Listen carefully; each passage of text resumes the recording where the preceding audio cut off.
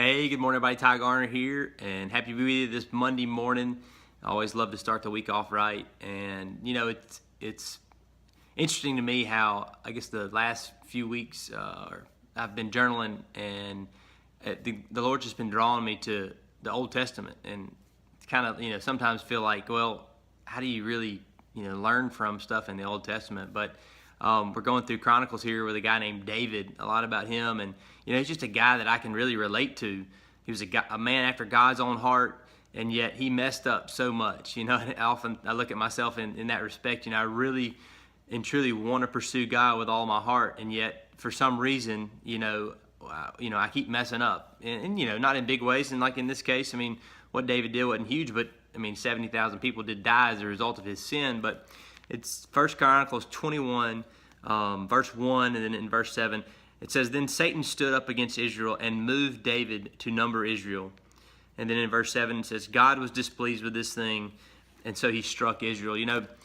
David, Satan can't make you do anything, right? But he can tempt you. And in this case, he tempted David in an area that he knew he could get him, and that was basically in pride and greed and arrogance. And I see those things in my life very often. Those are easily things that can brew up in you, pride and arrogance.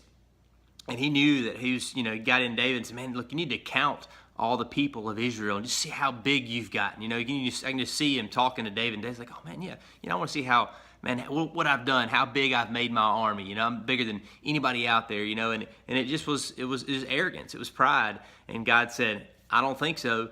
And he, struck Israel, and ultimately 70,000 people ended up dying because of David. But David quickly repented of his sin. But even though he repented of his sin, it didn't mean that there wasn't repercussions of his sin.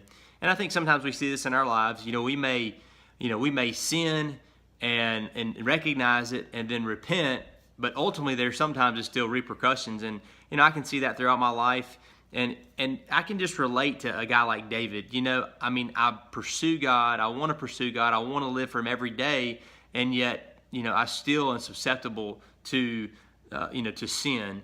None of us are perfect. We're all going to mess up. It's just, I think that what we can learn from David is that he kept pursuing God, and he was quick to recognize his sin and repent. So as you go throughout your week this week, just pursue God with all your heart, but yet when you do sin, recognize it quickly, call it out, repent, and then turn back to God. And just know that if there's repercussions of that sin, that God is still with you, and he doesn't just cast you out because of a sin. But I hope this helps you this morning. Hope it challenges you. I know it challenges me. Have a great week, and we'll talk to you soon.